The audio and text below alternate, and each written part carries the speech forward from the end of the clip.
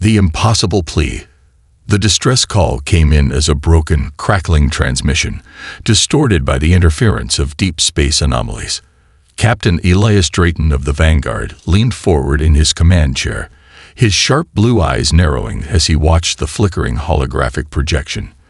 The figure in the transmission was unlike anything he had ever seen. Tall, emaciated, with a translucent, shimmering skin that glowed faintly in hues of violet and gold. The being trembled, its elongated limbs twitching, its golden eyes wide with something that looked like desperation, or maybe fear. Its voice came through, a haunting whisper, layered with overlapping harmonics. "Human, please, help me from behind. I will serve you forever as your alien slave." Then, as suddenly as it had come, the transmission cut to black. Silence filled the Vanguard's bridge, the weight of those words hanging heavily in the air. The crew exchanged uneasy glances. Lieutenant Kivos, the ship's xenobiologist, let out a slow whistle, breaking the silence. What kind of species begs like that? Drayton exhaled sharply, rubbing his temple. He had been on more rescue missions than he could count, but there was something deeply unsettling about this one. It wasn't just the words, it was the tone. The alien wasn't just asking for help, it was pleading. Commander Kara Rourke, his first officer, folded her arms. This could be a trap. Desperation makes people unpredictable. And the wording, "Help me from behind." That's a strange way to phrase a request. Drayton nodded. "I don't like it either, but we're not leaving without investigating." The transmission had included coordinates, an uncharted moon orbiting a dying red giant on the far edge of the Perseus sector. A barren wasteland, according to initial scans, with an atmosphere too thin to support human life. But something was down there. Something alive. "Set course," Drayton ordered. "Let's find out what we're dealing with." The Vanguard descended into the moon's thin atmosphere, its engines humming against the resistance of dust and ionized particles.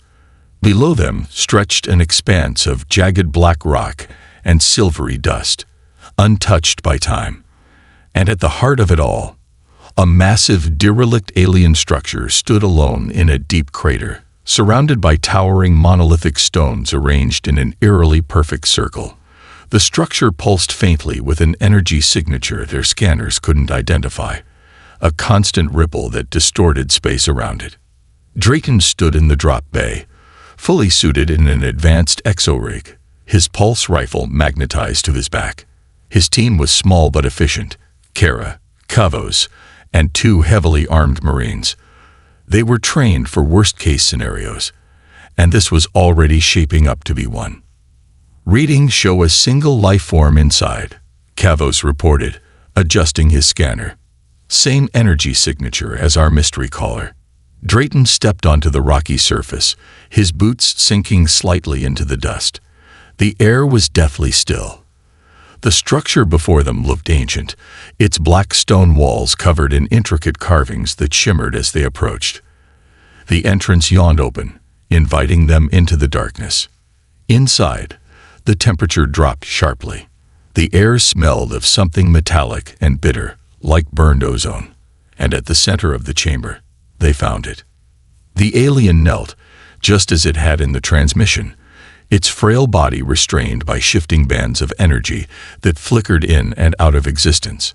The shackles weren't solid, weren't even physical in the traditional sense. They pulsed with an otherworldly force, like they existed in multiple dimensions at once. The being lifted its head as they entered, its golden eyes locking onto Drayton, with an expression he couldn't quite decipher. Relief, fear, hope. "You came," it whispered. Drayton took a step forward. "Who are you? Who did this to you?" The alien's voice trembled. "I am called Sarx. I am a prisoner." It glanced at the bindings around its limbs, then back at him. "Please, help me from behind." Kara's eyes narrowed. "What does that mean?" Sarx struggled against the restraints, its body convulsing slightly. "The lock is not physical. It is conceptual. A paradox binds me." The only way to free me is if someone helps me from behind. It lowered its head, but the meaning is deeper than mere direction. Drayton clenched his jaw. He had encountered strange alien tech before, but this was something different. Kavos knelt beside the bindings, analyzing the way they flickered between states of existence. These aren't just restraints. They're reality itself. It's like the fabric of space is holding it in place. Drayton turned back to Sarks. How did you get trapped? The alien let out a shuddering sigh. My people were once great. We were creators, builders. We shaped reality as we saw fit. But we were arrogant. Its voice grew heavy with sorrow. We sought to bind something that should never be bound. A concept itself. Hera's face went pale. You tried to enslave an idea. Sarks nodded solemnly. We sought to harness obligation, to force servitude upon others, but we did not realize the cost. Obligation cannot be controlled. It is now bound to us, and I am all that remains of my kind. It lowered its head, eternally waiting for rescue. But anyone who helps me will inherit the bond. Drayton exhaled sharply. His mind reeled at the implications. This wasn't just a prison. It was a curse. So that's why you said you'd be our alien slave, he muttered. It's not a choice. It's a consequence. Sarks shuddered. If you free me, I will be bound to you. My will shall be yours. Forever. Silence filled the chamber. The weight of the decision pressed down on them. Kara finally broke the stillness. If this thing is bound by some cosmic rule, what happens if we leave it here? Sarks's expression darkened. I remain trapped. Alone. Forever. Kavos hesitated. But if we free you, you become Drayton's servant. Sarks nodded. The bond will transfer. Drayton clenched his fists. He didn't want a slave. He didn't believe in forced servitude. But could he leave Sarks to suffer? Was there another way? Is there any way to break the cycle? He asked. Sarks hesitated. Perhaps. But no one has ever succeeded. Drayton's jaw tightened. He had spent his entire career defying the impossible. He took a step forward. Then will be the first. He reached out toward the bindings, remembering Sarks's cryptic words. Help me from behind. Not literally. Something about perspective. He turned his back to Sarks and extended his hands behind him, touching the flickering energy without directly facing it. The bindings trembled. The air hummed with a rising frequency. The chamber filled with blinding light. Then, with a silent explosion, the shackles shattered into nothingness. Sarks gasped, stumbling forward. The weight of ages lifted from its body, but then it collapsed to its knees, trembling. It lifted its head, eyes wide. I am yours. Drayton's stomach twisted. He had hoped the curse would break upon release, but Sarks remained bound. No, Drayton said firmly. You are free. Sarks trembled violently, gripping its head. I cannot be. Kara stepped forward. Maybe we need to change the framework. If your people bound obligation, then we need to create a counterbalance. Drayton's eyes widened. Loyalty. Sarks shuddered, golden energy surging around its form. Loyalty. Not forced, but given. Yes, Drayton said. I don't command you. I trust you. You choose. Sarks convulsed. Then suddenly, the weight seemed to lift. It stood, breathless. I feel lighter. Drayton smiled. You're not my slave, Sarks. You're my friend. Tears shimmered in the alien's golden eyes. Thank you. The weight of freedom. The silence that followed was unlike any Drayton had ever experienced. It wasn't just the absence of sound. It was a void, as though something fundamental had shifted in the fabric of reality itself. Sarks remained on its knees, golden eyes wide, hands trembling as if expecting unseen chains to tighten around its wrists again. The vanguard crew stood motionless, waiting, watching, as if expecting the universe to correct what had just been undone. Sarks let out a sharp breath, and clutched its chest, as if testing its own existence. I am still here. The words were quiet, hesitant. But I do not understand. The bond should have transferred. I should be bound to you. Drayton crossed his arms, exhaling through his nose. I don't want a slave, Sarks. I told you, you're free. The alien flinched at the word, eyes darting to the remnants of the shattered bindings, now nothing more than faintly glowing dust drifting through the chamber. That word, it does not make sense to me. Freedom was not something my people believed in. We only understood obligation, duty. Kara frowned. So your people never had a choice. No concept of independence. Sarks's golden gaze turned inward, as if searching through memories long buried. We were creators, builders of systems, of concepts, of rules. But we did not understand what it meant to be outside of them. We bound things together, believing it would make us stronger. But we did not consider the consequences of binding ourselves. The alien shivered.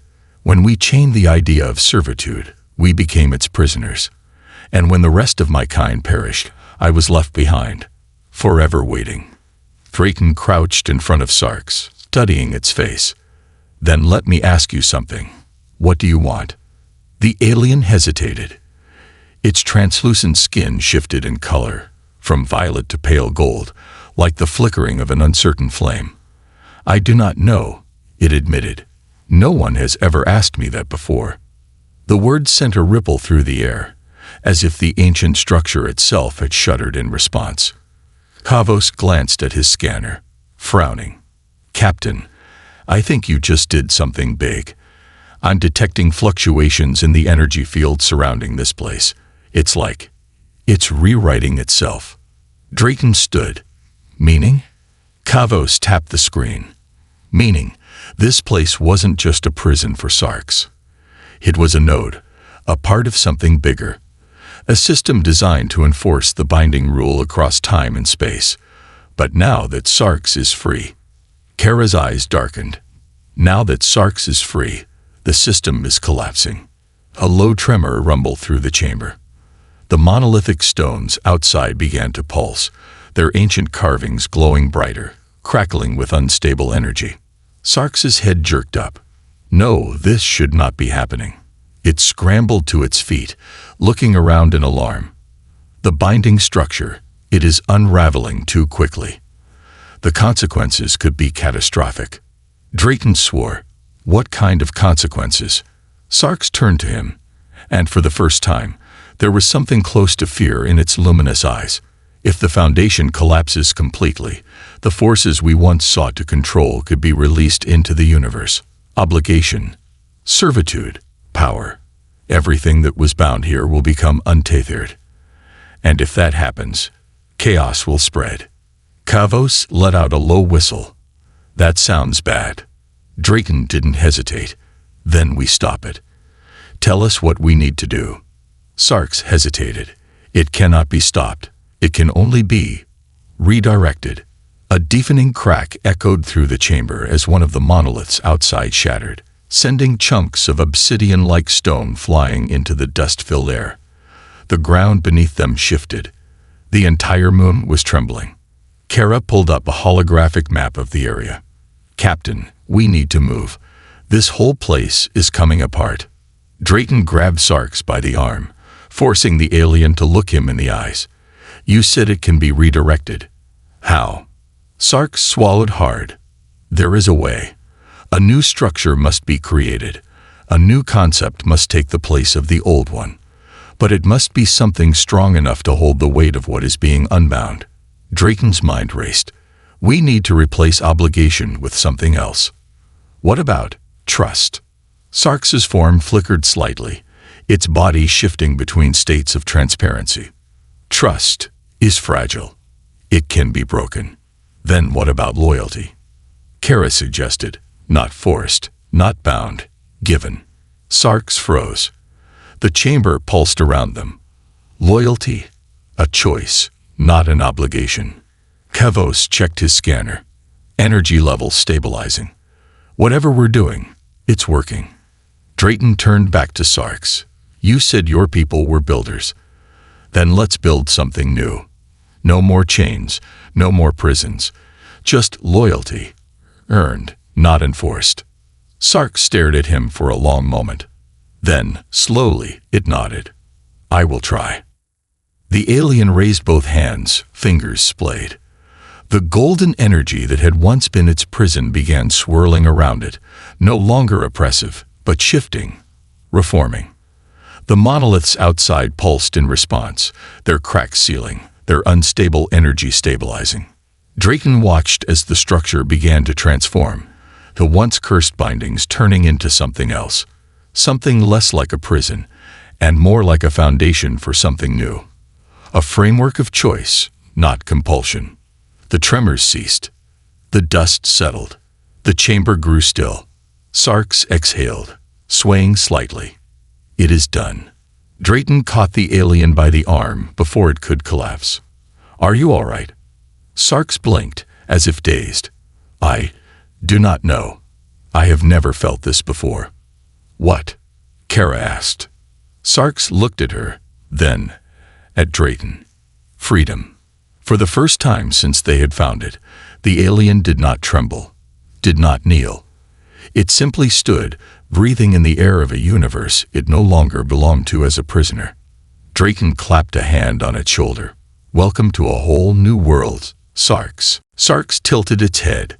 Then, for the first time, it smiled. As they exited the ancient structure, the sky above the barren moon seemed different, brighter, as if even the stars had acknowledged what had changed here today. Drayton glanced at Sarks, walking beside him, no longer bound, no longer shackled by forces beyond its control. He had come expecting to save a prisoner. Instead, he had helped create something entirely new. And somehow, he had the feeling that this was only the beginning. A new path, a new burden. The Vanguard's engines roared as the shuttle ascended from the surface of the barren moon, lifting off from what had once been an unbreakable prison. As Drayton sat in the pilot's seat, his mind replayed the events of the last few hours. The shattered concept of servitude, the restructuring of ancient forces, the alien who now sat across from him. Free, and yet, in many ways, more uncertain than ever before. Sarks sat still, unnervingly still, its golden eyes fixed on the small viewport as the moon shrank beneath them. Its shimmering skin, once rippling with the colors of fear and uncertainty, had settled into a steady glow of muted gold. It was no longer a prisoner, no longer bound to anyone. And yet, something in its expression spoke of deep conflict. Drayton adjusted the flight controls, casting a glance toward Sarks. You all right? Sarks blinked slowly. I do not know. Kara leaned back in her seat, arms crossed. That's becoming a habit, huh? Sarks looked at her. When one is given an answer they have never had before, they do not always know what to do with it. Kavos snorted. Sounds like the existential crisis of the century. Drayton turned his chair slightly. Sarks, you said your people were creators, builders. You engineered an entire reality framework based on obligation, servitude, control. But now you're free from that system. So, what do you do now? Sarks was quiet for a long moment. Then it turned to face them fully. That is the question, is it not? For countless cycles, my existence has been dictated by the chains placed upon me. Every action, every thought, was framed within the concept of duty.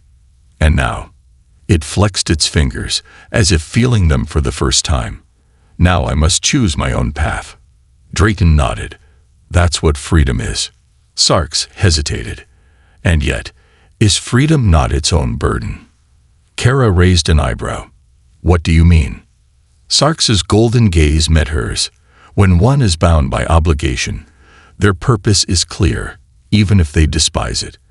But when that obligation is removed, they are left adrift, unmoored. It looked at its own hands again. I do not know how to be without chains. The words settled heavily over the group. Kavos frowned. That's kinda messed up. Sarks tilted its head. It is truth. Drayton exhaled. You're not wrong. A lot of people, humans included, struggle when they suddenly find themselves without structure. Soldiers after war, prisoners after release, even people retiring from lifelong careers. Sometimes, having choices is terrifying. Sarks considered this. Then how do your people find their path? Kara shrugged. Trial and error. Some of us figure it out fast. Some take a long time. Some never do. Sarks's eyes dimmed slightly. That does not sound reassuring. Drayton chuckled. It's not meant to be. But you're not alone in it. He gestured toward the vastness of space outside the viewport. There's an entire galaxy out there, Sarks. More than that. Endless places, endless possibilities. And you've got time to figure out where you fit. Sarks turned back toward the viewport, its posture contemplative. Time. It exhaled, a strange, almost reverent sound. For the first time, I am not waiting. I am going. Kavos smirked. That's the spirit. The comms console beeped. A transmission from the Vanguard. Drayton tapped the panel. Go ahead. A voice crackled through. Captain, we've got something on long-range scans. You might want to see this. Drayton frowned and adjusted the controls, bringing up the data on the screen. His expression darkened. A massive energy signature was pulsing at the edge of the system, unstable, erratic, and disturbingly familiar. Kara straightened. That looks like... Sarks, Drayton interrupted. Is this what I think it is? The alien's expression darkened. The unraveling. Drayton swore under his breath. I thought we stabilized it. Sarks's translucent fingers twitched. I stabilized it. I bound the new framework. But it seems, it looked at the data. There is resistance. Kavos groaned. Great, cosmic-level problems. My favorite. Drayton tightened his grip on the controls. Looks like our job isn't done yet. Kara turned to Sarks. Can you fix this? Sarks was silent for a moment before speaking, voice laced with uncertainty. I do not know. The ship's thrusters roared as they accelerated toward the anomaly. The transition from one system of reality to another had not gone unnoticed. Something, or someone, was pushing back. Drayton clenched his jaw. Whatever was waiting for them at the edge of space, it was going to test everything they had just fought to change. The unraveling truth. The Vanguard hurtled through the cold abyss, its engines roaring against the silent backdrop of deep space. Drayton's hands gripped the flight controls tightly, his mind racing. The disturbance at the edge of the system, an erratic, pulsing force, wasn't just an anomaly. It was the remnants of something ancient, something fighting against the change they had just set into motion. Sark sat rigidly beside him, its golden eyes fixed on the readings displayed across the control panels. The alien's shimmering form had dimmed slightly, its glow no longer the vibrant gold of newfound liberation. It was as if the weight of the past had begun to coil around it once again, a remnant of the chains it had so recently shed. Kara paced the cockpit, arms crossed. So let's get this straight. We freed Sarks, unbound the concept of servitude, and replaced it with something new. But now the old system is, what? Rejecting the change. Sarks exhaled slowly. It is not a matter of rejection. It is resistance. It hesitated before adding. And I do not know if it is external or internal.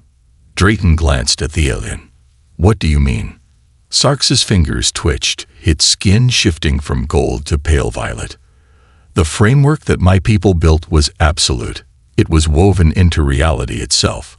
For countless cycles, it remained unchallenged, unbroken. Its voice grew quieter. Now something within that structure is struggling to maintain its existence. Kavos leaned over the console, scanning the data. If I didn't know better, I'd say the system is alive, like it's fighting for survival. Drayton didn't like the sound of that. So what happens if we don't intervene? Sarks closed its eyes, its shimmering skin rippling like disturbed water. If the remnants of the old system reclaim their strength, the cycle will reassert itself. The bindings will return, not only for me but for others. The chains will find new hosts, new prisoners. It's swallowed hard. And the concept of servitude will be stronger than before. Kara's face darkened. We'd be making it worse. Drayton cursed under his breath. They had come this far, only to find themselves at the edge of a much larger battle. The comms crackled again. A voice from the Vanguard's bridge cut through the tension. "Captain, we're getting some strange gravitational fluctuations ahead. Something big is coming through." Drayton flipped the comm switch. Define big. Unknown. It's not a ship. More like a presence. Sark stiffened. No. Kavos arched an eyebrow. That sounded ominous. Sarks turned to Drayton, eyes glowing brighter. "Captain, we must prepare. If something is emerging, it is not merely a force. It is an entity, and if it is what I fear, it may be the last of my kind." Drayton's pulse quickened. "You said your people were gone." Sarks's golden gaze darkened. Most were consumed by their own creation. But not all. A warning klaxon blared across the ship. The Vanguard's AI cut through the noise, its voice eerily calm. "Anomaly detected. Incoming gravitational shift." Drayton didn't even have time to brace before the void before them ripped open. A massive rift unfolded in space, its edges crackling with energy, spiraling outward like a vortex tearing through reality itself. And from within, something emerged. It wasn't a ship. It wasn't even a defined form. It was a presence, vast, shifting, writhing. A storm of energy, light, and darkness woven together in an impossible mass. Drayton had seen many things in his years as a captain, but nothing like this. The crew sat frozen as the entity pulsed, expanding outward. A deep, resonant sound echoed through their systems, though no air carried it. It was a voice, but not one that spoke through words. It resonated inside them, threading through their thoughts. "The chains cannot be broken." Sark stumbled backward, clutching its head. "No." Drayton gritted his teeth. "Who are you?" The voice pulsed again, deeper, stronger. "We are the will that remains, the last guardians of the binding." Sarks trembled. "The keepers." Kara tightened her grip on her sidearm. "I don't like the sound of that." Drayton's mind raced. The keepers, whatever they were, weren't just remnants. They were the architects of the system Sarks had been bound to. The enforcers of the law that had shaped an entire civilization. And now they were here, pulled from whatever void had held them by the changes they had unknowingly set into motion. Drayton squared his shoulders. "We're not putting the chains back on." The entity pulsed, the ship's lights flickering under the weight of its presence. "The choice is not yours to make." Sark staggered forward, golden energy crackling along its form. "You were not meant to return. We never left." Drayton took a step closer. "Then why haven't you interfered until now?" The deep resonance of the entity's voice seemed to vibrate through his bones. "Because until now, no one had dared to break the cycle." Kavos muttered. "Well, that's comforting." Drayton ignored him. "Well, we did, and we're not going back." The entity pulsed again, and for the first time, Drayton felt something close to amusement. "You do not understand. This was never about you." The word sent a chill through the air. Sarks's body convulsed slightly, its golden glow flickering. "They are here for me." Drayton's jaw tightened. "They're not taking you." Sarks's gaze lifted to him, something unreadable in its expression. "You do not yet understand what is at stake." Drayton clenched his fists. "Then explain it to me." The alien exhaled. "The keepers are not simply enforcers of the law. They are the law. They are the last remnants of my kind, those who fused themselves with the concept of servitude to ensure it could never be undone. And now, they will not stop until they reclaim what was lost." Kara's face hardened. "Then we fight." Sarks hesitated. Fighting them is fighting the will of reality itself. Drayton narrowed his eyes. Reality changes. You proved that when you broke free. Sarx swallowed. It is not that simple. The entity pulsed again. Sarx, you are still bound. Return, and this will be undone. Drayton stepped between them.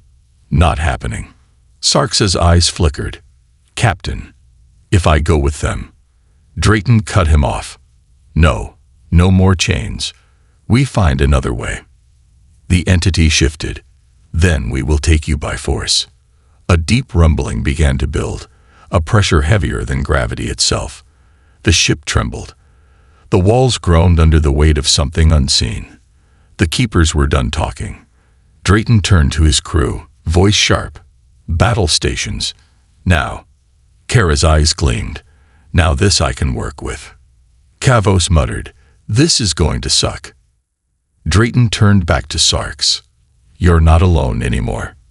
Sarx looked at him, something unreadable in its golden eyes. Then, slowly, it nodded. The keepers had come to reclaim their prisoner.